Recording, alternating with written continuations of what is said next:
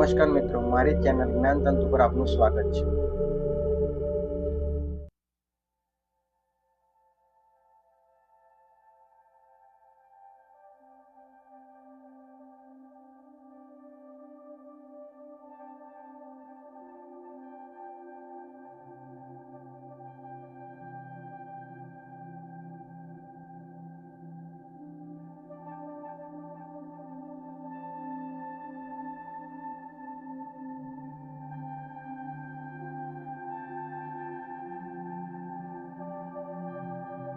સાચી એકાગ્રતા અને પ્રામાણિકતા।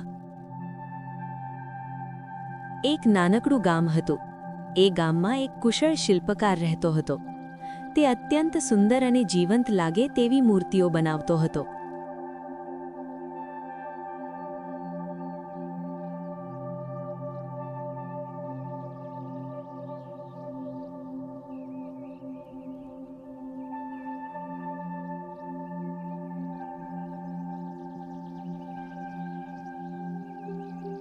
એક દિવસ તે નવી મૂર્તિ બનાવી રહ્યો હતો અને તેની બાજુમાં તેના જેવી જ બીજી એક મૂર્તિ તૈયાર હતી।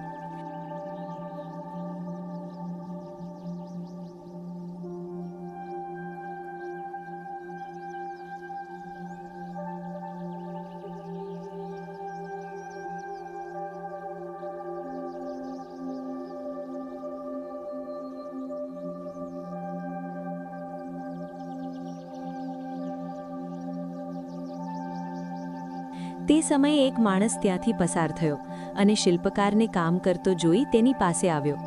તેણે જોયું કે શિલ્પકાર જે મૂર્તિ બનાવી રહ્યો હતો બિલકુલ તેવી જ બીજી મૂર્તિ બાજુમાં તૈયાર હતી।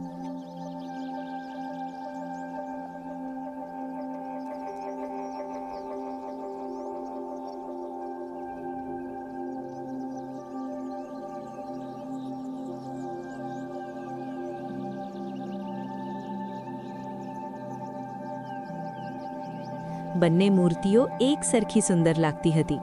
પેલા માણસને નવાઈ લાગી। તેણે શિલ્પકારને પૂછ્યું, ભાઈ, શું તમે આ એક જ સરખી બે મૂર્તિઓ બનાવી રહ્યા છો?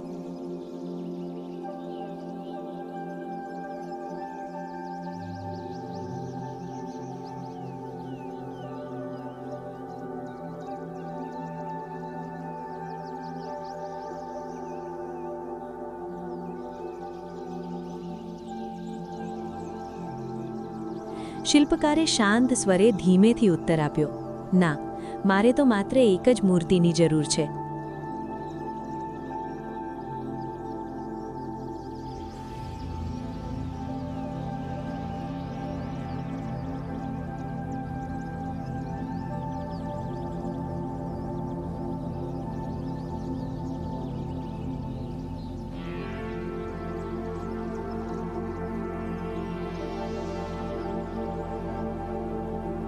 માણસે અચરજ સાથે પૂછ્યું, તો પછી આ બીજી મૂર્તિ શા માટે બનાવી રહ્યા છો?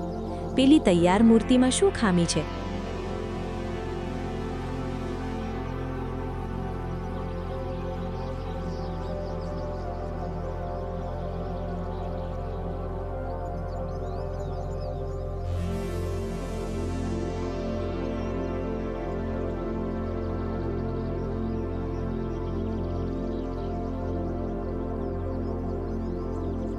શિલ્પકારે કામ કરતા કરતા કહ્યું, પ્રથમ મૂર્તિમાં એક નાનકડી ખામી રહી ગઈ છે, એટલે તે નકામી છે।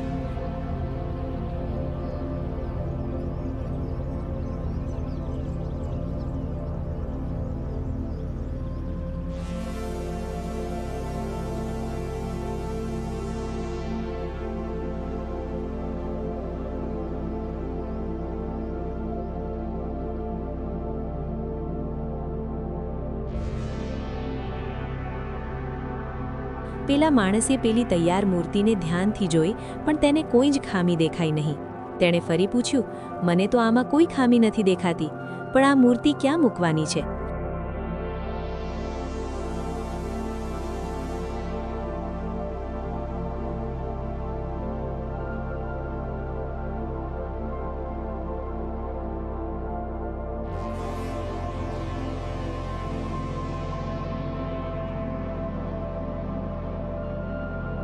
શિલ્પકારે કહ્યું, આ મૂર્તિ મંદિરના 20 ફૂટ ઊંચા સ્તંભ પર મૂકવાની છે.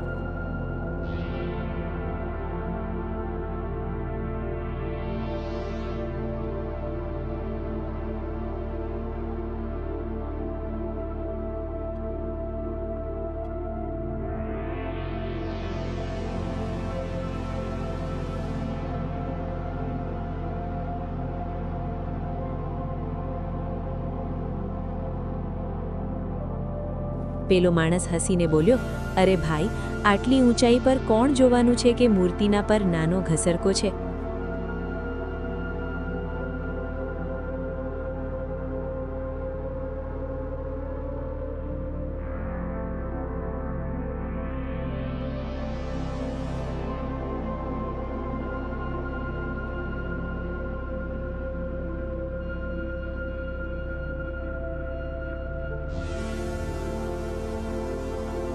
ત્યારે શિલ્પકારે ખૂબ જ સુંદર જવાબ આપ્યો, બીજું કોઈ જોવે કે ન જોવે, પણ મને તો દેખાય છે ને. મારા મનને ખબર છે કે આ મૂર્તિમાં ખામી છે.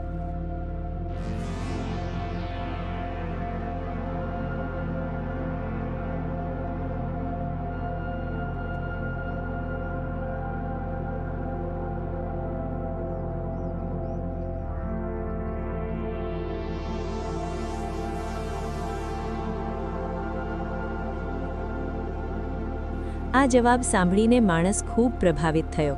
તેને શિલ્પકાર પ્રત્યે ખૂબ જ માન થયું. તે શિલ્પકારની પોતાના કામ પ્રત્યેની નિષ્ઠા અને પ્રામાણિકતા જોઈ દંગ રહી ગયો.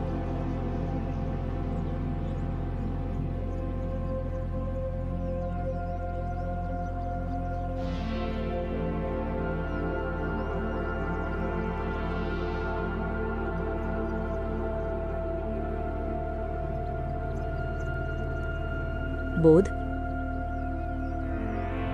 આપણું અંતરાત્મા જ આપણો સૌથી મોટો ન્યાયાધીશ છે. આપણું કામ કોઈ જોતું હોય કે ન જોતું હોય, પણ આપણે હંમેશા તેને પૂરી પ્રામાણિકતા અને ઉત્તમ રીતે કરવું જોઈએ. સાચી કળા એ જ છે કે આપણે પોતાની પણ ખામી સ્વીકારીએ.